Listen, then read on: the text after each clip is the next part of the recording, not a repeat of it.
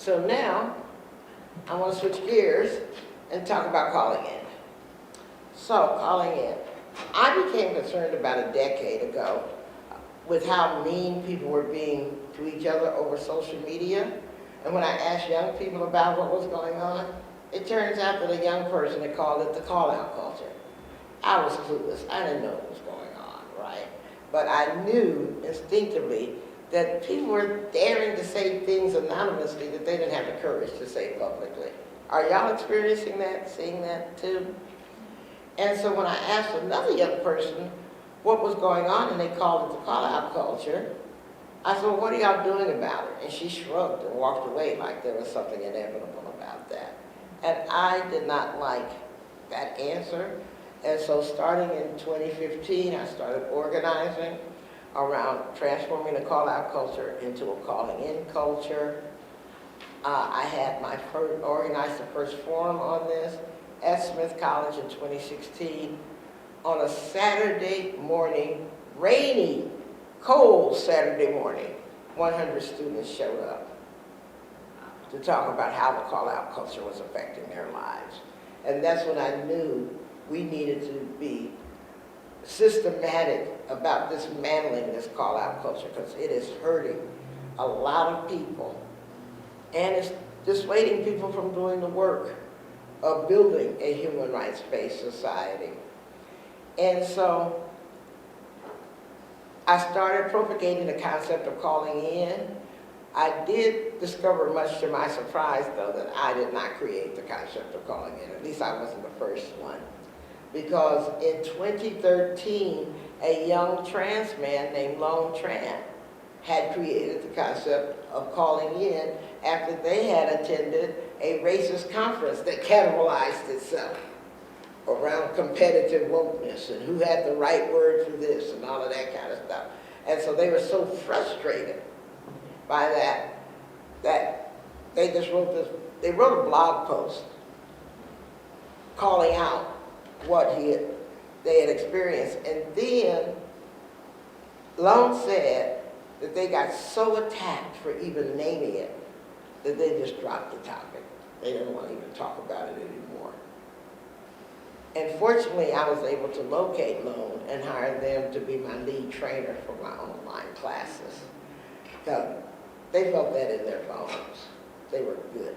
So for 2 years, I had the privilege of having Lone work for me. Then they went off, and now they're the executive director for the Rising Majority. They're doing more community organizing work instead of the online work.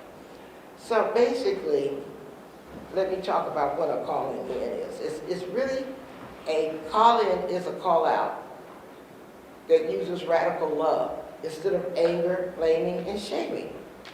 And it means that you recognize that the people that you are fighting with most likely are part of the same human rights movement as you. And I'll be talking about that in more detail. You will find yourself needing the people you don't think you need right now in order to build the necessary power to stop human rights violations. As I've said before, like reproductive justice is not an identity-based process. You know, everybody can call people in immediately or long-term, because it's really an opportunity for everyone to self-reflect, apologize, and change behavior. Yeah. You don't have to have everything right, but you have to be mature enough to own what you don't get right in the calling-in culture. You also have to remember the bigger picture. We get upset when people don't call us by the right name or the right gender pronoun or the right whatever, and we're like, the fascists are all calling us expendable. So can we worry about that bigger picture for a moment, And yet people don't do, in my opinion, an accurate threat assessment.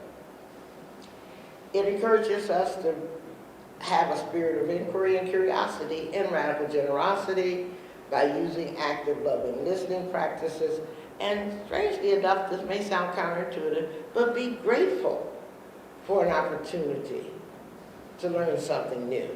When someone calls me out, I immediately have this panic attack because I feel like somebody has just put a spotlight on my mistake that I didn't want, that I didn't ask for, and I want to start fighting or get defensive or anything like that. But as I've learned to work on myself and self-respect, I've learned that there's other responses that I can give when I'm called out. The first one is that I thank the person because they have gifted me with something that is treasured in today's world, their time and attention. You know how much social media is paying to get our time and attention, and someone just made you a gift of it. The second step is to let the person know that I've taken them seriously and that I've heard them. So I'll say, thank you for calling that to my attention, and I'm going to consider what you said. Notice, I said I'm going to consider what you said. I'm not saying that I agree with what you said, but I have let them know that I can hear them, right? And then the third step is to turn the call out into a call in, because I'll say something like, you know, I am pretty sure you could have gotten my attention or brought that to my attention any number of ways. You could have DM'd me or picked up the phone or blah, blah, blah. So you did it publicly. So I want to ask, are you okay? Not in a snarky way, but sincerely to mean it. Because I care about you as much as I care about myself. And if you are feeling unheard or disrespected or devalued, I care about that. So can we have a conversation about what was going on with you as well as what was going on with me? I've learned to have that kind of compassionate response to when I get called out. Otherwise, I was just like a nuclear weapon going around beating up on everybody who pissed me off, and I get pissed off real easy. But that's why calling in is what you do for yourself and not what you do for others. So we want calling in. Get all these up here. Okay. Because we want a culture of accountability. We don't want people to get away with messing over people. But instead of using that anger, blaming, and shaming, we want to do it through love and accountability. We also want to teach people how to deal with harm without creating more harm. Because right now we've got a situation where hurt people are going around hurting everybody else and then justifying the hurting of everybody else by what they've been through. We also have a very poor definition of what harm is, too. If we want to build this human rights-based society and bring more people into the movement, we need to have a way of welcoming them into the movement and showing them that doing this work can be fun. Nobody comes to a movement that's going to make them feel worse about themselves than they already are. You don't need no help feeling bad. Yeah. And so if you think that you're going to recruit people to the movement and offer them all this negative information that's going to make them feel like they want to fight it, that is not a winning strategy. Because people deserve and desire to feel like their lives are significant and that they can have fun doing the right thing. And as I said, how we do the work is as important as the work we do. We need self-reflection and self-correction. We want to disrupt these oppressive systems without creating more oppression in our way. And we need to learn healing strategies. So in answer to all of this, I created something called the 5C Continuum, which is about calling out, canceling, calling in, calling on, and calling it off. So I'm going to talk about the first one. The first part of it is calling out. That's when you publicly demand accountability for something somebody said or done wrong that you think has caused harm to people. Now, the most important word in that whole sentence is that you did it publicly. Because you easily could have pulled them off to the side and said something like, you know, I used to use that word, but I've learned since then we don't say that. Or, you know, there's a dozen things you could have done. So the fact that you're staging it publicly means that you want others to see you holding somebody else accountable. Otherwise, virtue signaling, how woke you are. Oh, yeah. Okay, thank you. Canceling is the second of the C's. That's when you think somebody has done something so egregious that you've got to get them really, really good. I call that the Karen step. I'm going to get your manager and get you fired step. Right? Because you want them to either lose their job, lose their platform, or something. Something really dire and dramatic because of what you think they've done wrong. But there is a contradiction with the canceling option, and that is it clearly mimics the prison industrial complex. Because what does the prison industrial complex do? Silence people, exiles them, and disposes of them. So how can we call ourselves a human rights movement that criticizes prisons and then replicate their tactics on each other? Isn't that a contradiction? Let's ask it. Calling in is not the opposite of calling out. It's actually a long continuum. That's why I call it that, because it's also an accountability process. But it's a way you have difficult dialogues with people, most of whom you disagree with, but you're going to respect their human rights at the same time, and you're going to invite them to respect yours. So it's an invitation to a conversation instead of an invitation to a fight. And that's why using love and respect is so important, because people can sniff when you don't respect them. They can tell them you don't respect them. And right now, we're in such a tumultuous times where people's political beliefs have been hardened into their identities. And so when we have to take on people with these differing political beliefs, we've got to have to learn how to have practices that encourage and engage us to have conversation with them. And I know it ain't going to be easy, and it doesn't feel right. It doesn't even feel fair. It's like, why should I have a conversation with an asshole? Well, because that asshole may agree with you on some things, even if they disagree with you on others and stuff. Okay. Calling on is that intermediate step, because sometimes you do not want to invest your time and attention into someone else's growth. And so that's the talk to your hands strategy.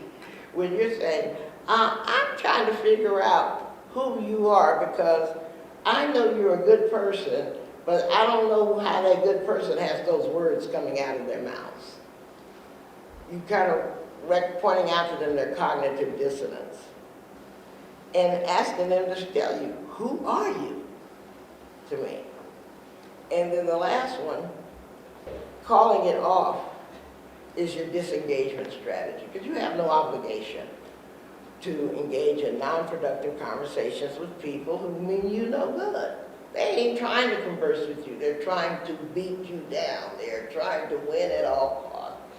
And so they're not operating in good faith. They usually cherry pick their facts. They lie if they can get away with it. They dehumanize when they, if they lose an argument on substance, that's when they start calling you names. And so you get a chance, you have a choice on disengaging, either temporarily or permanently. You have no obligation. So now let's go. So if you're going to do these calling in techniques, let's look at some choices that you have. It's very important to take a deep breath and pause. Do not let the first thing that popped into your mouth come out of your lips. I know that much to my regret. Do a self-assessment. Let's take your own emotional temperature. Because if you're not in a good healed space to call somebody in or out, all you're going to do is bleed all over them anyway, no matter your intention. And so then you get to select from the 5C continuum. So here's some examples of calling on, where you might say to somebody, I beg your pardon, are you okay? Calling in. I'm not sure what you meant by that. Tell me more.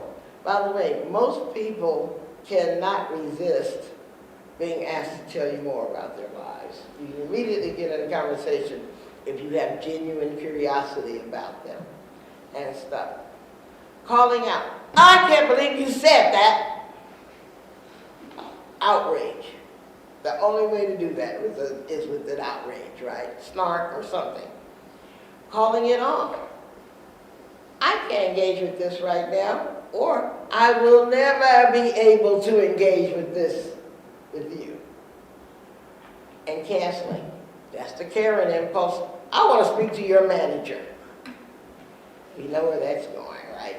Because I got to get you fired. I got to keep up with myself over here. Okay? So there are times when calling in is not appropriate, though. And I want to make sure we talk about that. When people can't agree to work together, when people actually want to pull in separate directions, calling in ain't gonna help that. You need conflict resolution for that. Because calling in works on the assumption that people want to work better together and they just don't know how.